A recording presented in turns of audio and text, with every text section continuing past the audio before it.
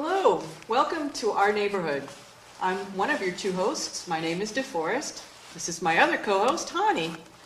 And we have very special guests this week. We have Neil Chaskey of the Sioux Valley Dakota Nation and Kevin Carney, whose Native American name is Nighthawk, or one who sees at night. They are from the Wamdi Ska Oyate, which is the Dakota language for white eagle Oyate. We also have some other very special guests that I will let Kevin introduce. We have with us today the Black Hawk drum, and we'd like Brian Blanchette, who is the leader and the drum keeper of the group, to introduce everyone around the drum and to tell us a little bit about the drum. We're the Black Hawk Singers. Thank you. And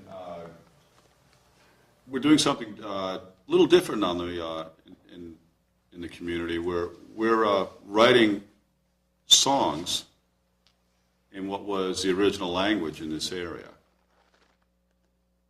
We've been taking them out onto the powwow circuit, performing them for several years now, and we've been very fortunate.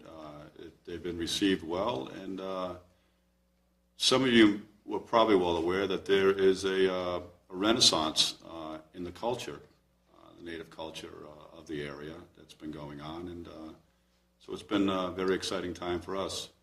My friend Mark Brittenall wrote the lyrics. Maybe, Mark, you can say a little bit about some of the songs and your desire to write them.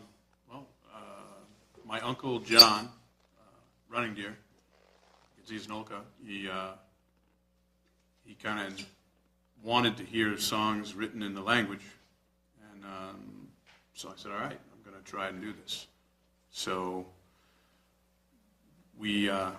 I put some thoughts and words into it, and Brian writes the music and makes it into a song. It's just a thought from my part, and we make it work and work it through it and turn it into something that's exciting for us anyway. Thank you. You ready to go into a song? Please. Okay. Join us in the circle. This is the first song we wrote together.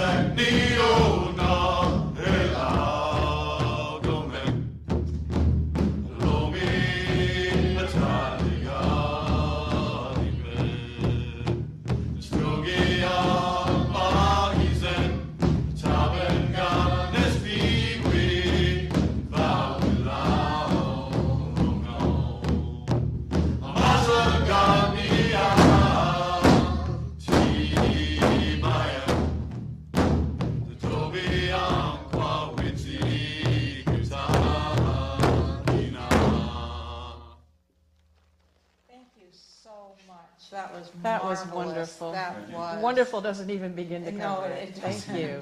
The interesting thing about the Abenaki language is it's a very beautiful language. It was by some of the scholars that came here from Europe that first heard it, they said it was more beautiful than any of the Romance languages from Europe.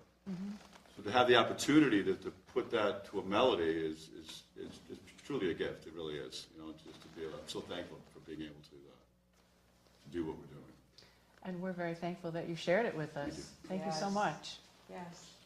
And now I know that Kevin has something to talk about with the history of, let me see if I can get this right, Wamdi Ska Oyate. Actually, no, actually I need to turn that over to Neil because our story really begins with Neil. Okay. And it begins with a vision that he brought to us and experiences that he had. We started for a lot of different reasons consecutively, and we have a lot of work ahead of us with a lot of other people. But I need to bring the story to the beginning with my friend Neil.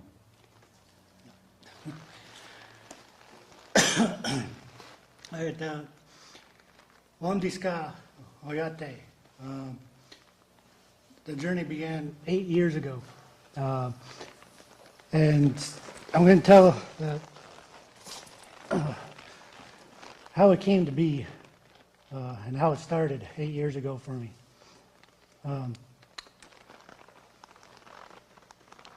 You know how people have dreams about certain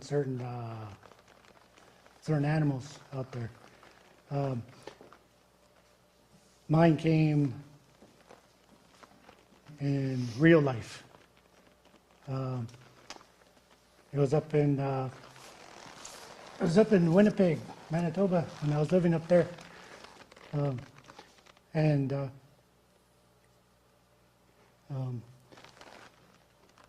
there was just you know, my place in Winnipeg. I went outside about between 11:15. Went out for a chundi, which means smoke, cigarette, and just sitting there, just having a smoke. But at the same time, I was trying to think of a name for the company, what I wanted to start, which was a simple utility pole company.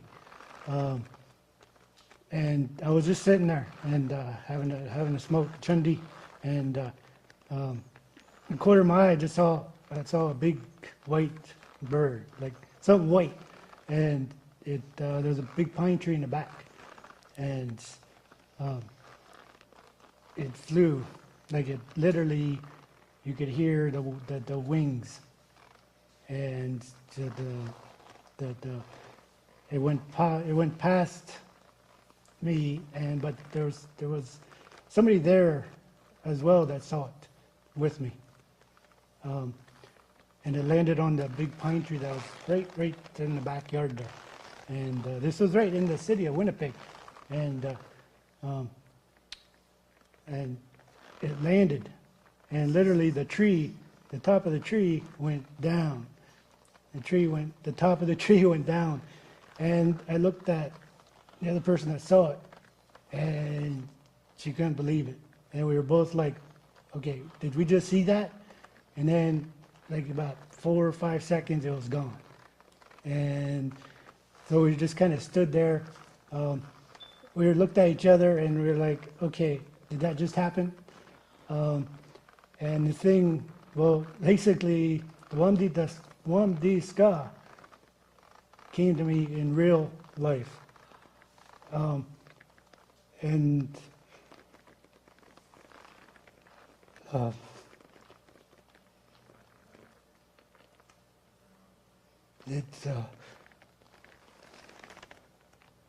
it was an honor. It's hard. The feeling is. My heart just went to my throat. My goodness. It's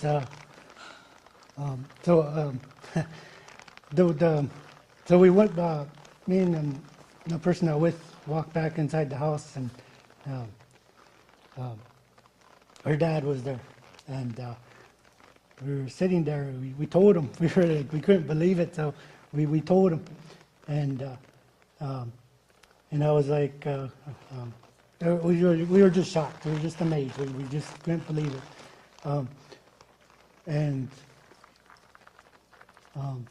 but the funny part was all that time I was trying to think of a name for my venture, and couldn't think of it until that day, and that day was special, and I was there. You could say I was kind of slow, because then I went back to, but I still didn't need a name for the company. I don't know what to name it.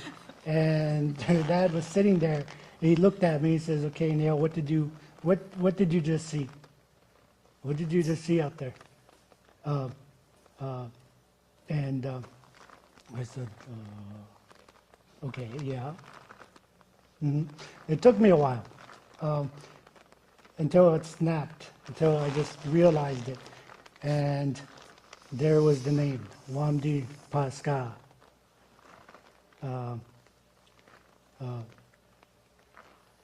Wamdi Ska is the real name. And since that day, my journey began with this. And I grew spiritually.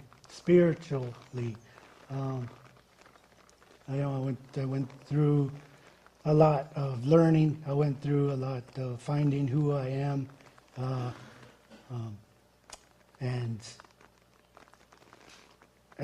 I grew.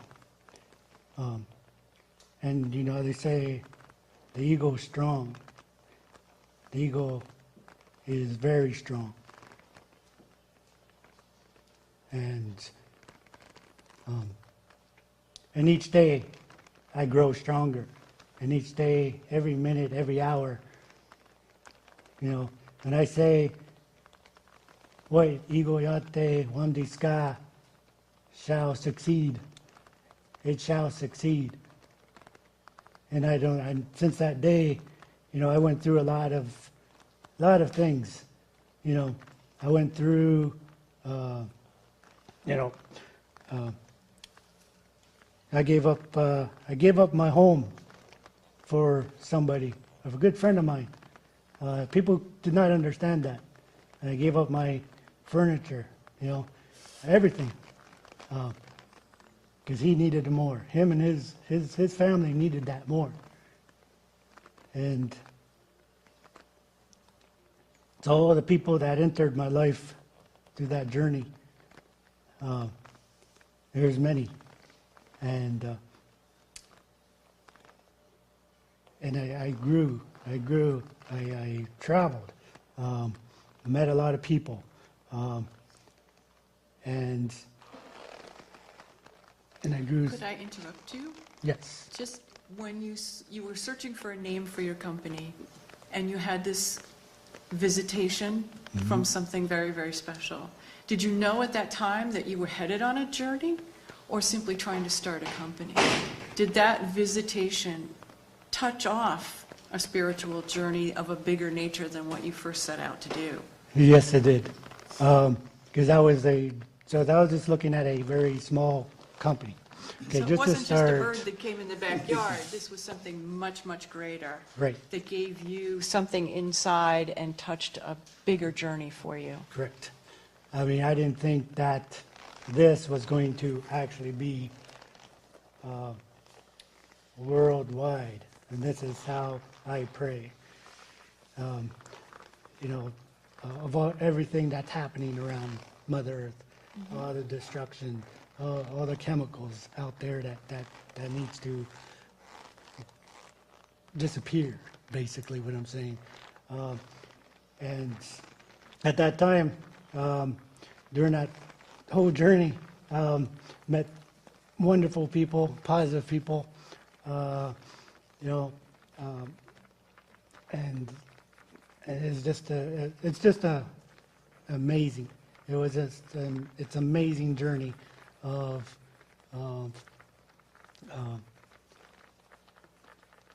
what I went through,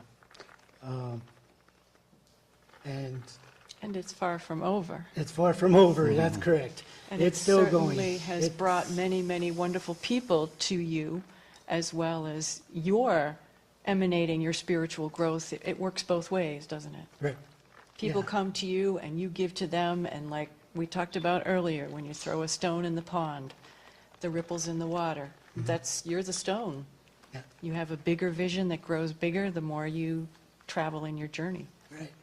And And the spiritual journey became a sustainable company out of a sustainable, did the idea come before you saw the eagle, or was it after? Was it part of the journey? How does this fit together? actually, it was before, because my experience, my experience is in the utility pole company, and you know, I've been doing that for many years, and you know, going from pole to pole, treating, maintaining utility poles, and you know, over time, you know, at first I hated the job, okay, because you're digging around poles, you know, you do that all day.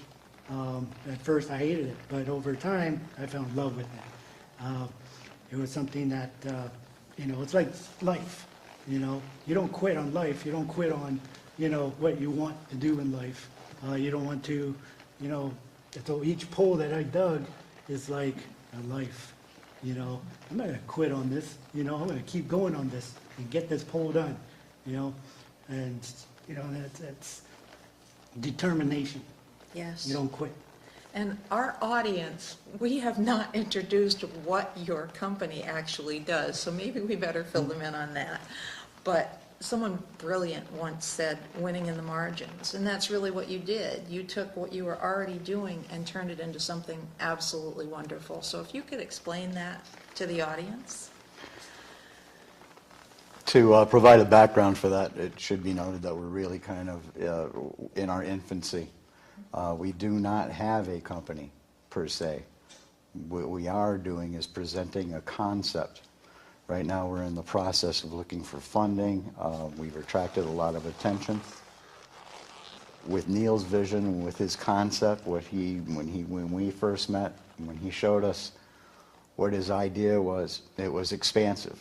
There's a lot to it because it isn't just about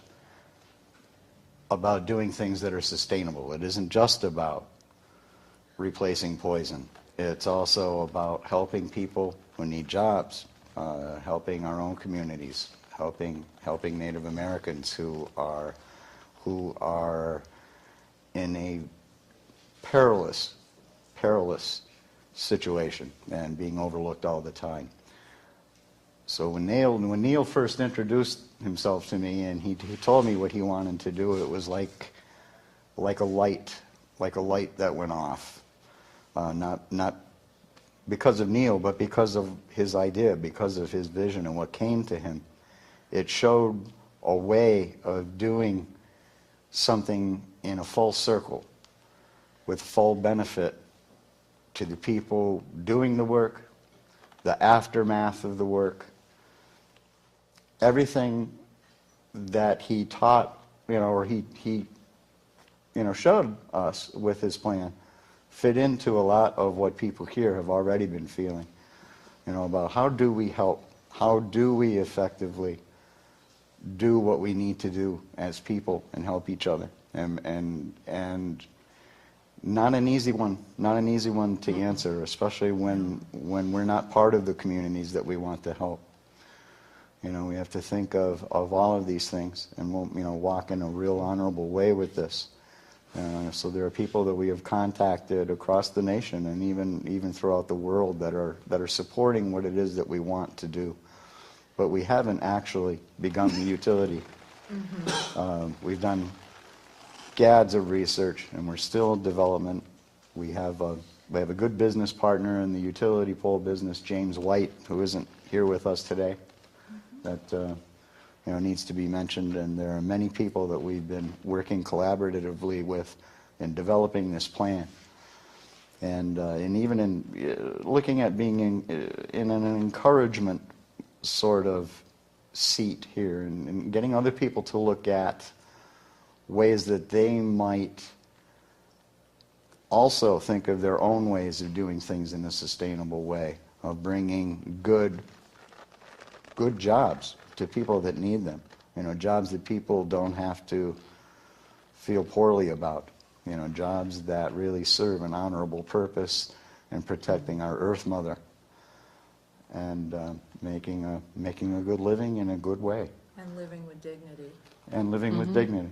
And so things really just blossomed from Neil's first idea. It's really taken on a very spiritual path and a much broader path. And there are many more considerations to what we are doing than what we initially started with. But I think actually he actually had all the considerations. But it wasn't until I think we really kind of connected with other people that all of these pieces started to come together and come to fit together. And we become strengthened by it. And To combine energy. exactly. And that other people see where they fit in. And we're going to go forward. We're going to go forward with the utility pole project. I should mention that we've been done gads of research and looking at product lines that are safe and really trying to come to a decision about how to best do it in the best way, how to provide the most jobs from it, how to turn the business that we're starting over to other people. And there are details that need to be worked out yet. And we want to go, Neil and I, right from the very beginning, and I think I share the hearts of many here. We want to go to Pine Ridge. We want to go where the wounds are the deepest within the 5 nations. We don't want a Band-Aid. We want to go right to the source and bring the work there. That would be absolutely marvelous. Should we take a short break to have another Please, song be honored. from Blackhawk? From the Blackhawk Singers. From the Blackhawk Singers. Will we get to do it?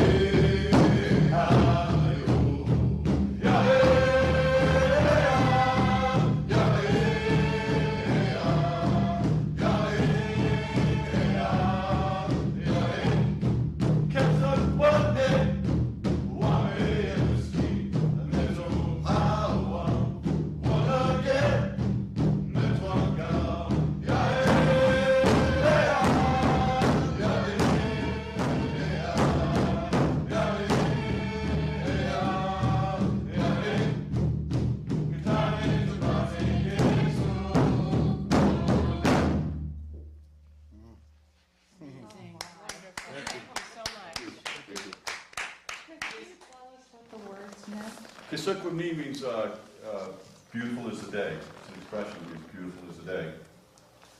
And what we're saying in the song is, Katana Tabandi has created thank you. And we're saying it's a beautiful day. All tribes are welcome to dance. Basically, there's a bunch of vocables that go along with it. But it's I like to use that song when it's the sun's out, or it just feels good at the powwow. That's our way of saying, hey, you know what? This really is a beautiful day to come together and get together and sing. So what we're doing realistically with this song is it's simplistic in words and trying to write melodies that they're catchy in a sense, but something you would want to sing. So you find yourself singing the song later.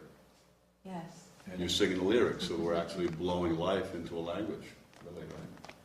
Breathing life into a language, so to speak, right? It's incredibly uplifting. You just feel good listening to it, and it does get stuck in your head. That's the idea. We're really, I mean, the intent here is to, the mantra, so to speak, is to put that out there. We're trying to put positive energy out there, regardless of what's coming out around us, just that warrior spirit. We don't really care what's coming at us. This is what we're doing. And if the right attitude, we can use the energy word if that works for a lot of people, but the right thought process has to be happening before we go in and start singing at the drum, because whatever is in our minds when we're playing on the drum, that's what's going to come out of the drum. If there's somebody that's nervous around the drum, somebody's dealing with a battle with somebody that they're in a relationship with, or a child or something like that, that in a sense comes out, and you can see just things aren't working right around. If we're at a powwow and we're under a drum arbor with another drum, not so much with us, because I really go out of our way to make sure everything is working right. It's just an old Medieval way of doing things. But when there is unharmony, that is sensed around, and you can see it in the faces and just the general body language of the people that attend and are listening. And everyone is playing the same drum, as opposed to an orchestra where you can have one instrument out of tune. You're all playing the same We're going to instrument. incorporate some other things along with this too, using some traditional Abenaki instruments into music. That's something that we're starting to incorporate this year into the songs. But in a sense, yes, we're all playing on one, and we're all trying to focus on that one drum so that we're all in unison, not paying attention to what anything else is going around. I used to give this signal to people. If you watch, I'm doing a lot of hand signals trying to control what's going on, but I go eyes, on the drum so that people were actually, so you get that uplifting experience, and that's really what it's for, Our first CD, we released our first CD a few years ago with several Abenaki language songs on it. It's called Just for the Fun of It. Oh my. That's really what we're doing it for. We're really doing it just for the fun of it. If we're doing it for something else, then shame on us. Okay, and where can people get that? It's actually on iTunes, Okay, cdbaby.net. okay. And then like us on Amazon, like us on Facebook. We're on Facebook. You can buy the songs on Facebook. So. That's And where is absolutely- home base for you? We have affiliation with the Abenaki tribes around here, but the majority of us live within the Blackstone Valley area, outside of Massachusetts and Rhode Island. So you've come Right. quite a ways to be here tonight. We travel a lot. We go to Canada. We take a yearly trip to what is considered was one of the main Abenaki camps years ago, which is Odanak. And we've been doing, this will be our 4th year in a row doing their annual powwow.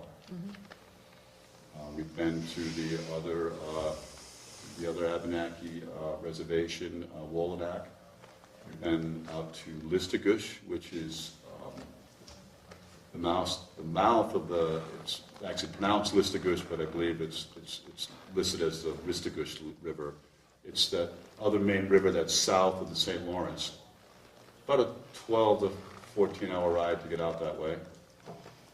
We're looking at going to Newfoundland this year, but the cost of the ferry just became a little too much, so we had to back up on that. But I mean, we love to travel. We love to travel and meet people and make friends. That's, you know, if we do that, that's what we're supposed to do, really, right? If we carry our songs and people like the songs, whether they, you know, we're not out there trying to sell the CDs. That's not the idea. But if we make friends and we have connections, we have a drum group from Prince Edward Island that's coming to a powwow that we host next week. So that's a really good feeling to know that we've made those types of connections out there. They're 14 hours away. My goodness. And another way to unite people, like you were talking about earlier. Yeah. Bringing people together, music is a wonderful way to bring people together. Music is very powerful.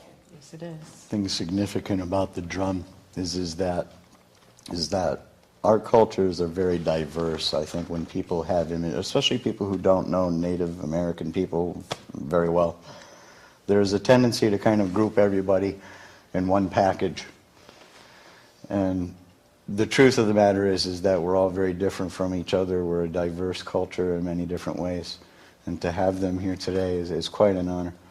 You know, not only to bring forward, you know, a language that is imperiled and preserving it and keeping it moving forward, but also in representing with the drum.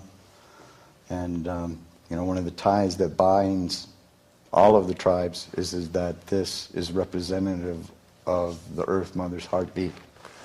And the feeling that you were talking about is because of that. And that's something that's universal for us. Universal, unifying Yes. force. Yeah. Yeah. It's a rhythm that our bodies can respond Yes. to. Yep. Thank you. Thank you Yes, very thank you. much. And so you brought up a very dark subject about Pine Ridge, but you are trying to overcome that and give It's- people hope. Yes, and I should say, I should be more clear in that, is that in concept, I think we want to go there only because we know that there's a need. We know that, but there are needs in other places. Where Neil is from, up in Manitoba, there's just as much a need. And there are other places. But through our hearts, we're reaching out, we're letting people know that we're hearing. And part of what we can do in an immediate sense is to help share their stories. And not speak for them, but to share our opportunity to be with you here today and over the next few shows, to share that opportunity for a way for others to come forward and also speak. And also let people know what's going on. I don't think that by and large a lot of people are really aware of what's happening in contemporary Native America. I think we all have this imagery that we've held on to, that we've been kind of force-fed, that we need to let go of. And that we need to, you know, there needs to be a greater understanding of what the truth is. And, you know, it's a big part of our message and our mission. And it's kind of how things have evolved and changed and why it seems so complicated. But all of these things are important, and all of these things are connected. And it's, you know, we are ready for this. The world is ready for this. We talked about this a little bit earlier, but there's really a convergence of understanding now, not only with Native American culture, but with knowing that if we don't actively pursue new alternatives in taking care of the Earth Mother, we're all going to suffer for it. And a lot of what people within Native America are talking about has come true, you know, and they've been right about so many things for so long, and passed right over. Well, I think we've been in a period, I lived in Germany and in the 70s, and they thought that all Americans, I never let on that I was even American. They thought that all Americans just were John Wayne riding horses, and I think we have a media-induced thought process that is being broken now. because we have places like CCTV, public television, YouTube, Facebook. I think there's a chance to break through that corporate media We have to. into something much bigger. Well, you know, a good example of what you're saying too is that we're talking about, okay, we're talking about tragic things, we're talking about dark things, but what also needs to come to the forefront is that we're talking about a proud and enduring people, people who do not want to be pushed around, who want to be able to lead their own lives, who don't want to be led by the hand and told what to do, but they need to be helped so that they may become self-empowered. And that's what we want to help to do. Okay. Well, I thank you for being here, and we would like to end with the Black Hawk Singers, if that's all right? Sure. Take us away with something really uplifting.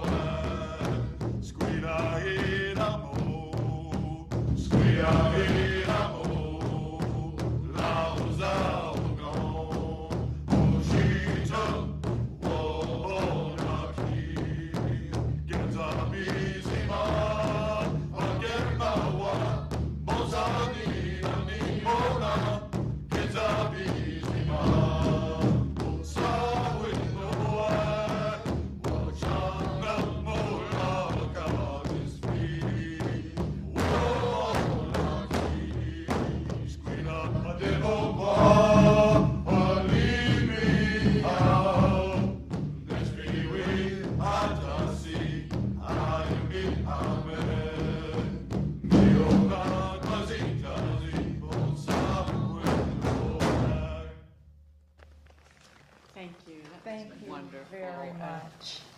Quite an experience. Yes, this was wonderful. So thank you, Blackhawk Singers, and thank you, Neil and Kevin, for being our guests, and we hope to have you again sometime soon. And thank you, everyone, for watching. Thank you. Good night.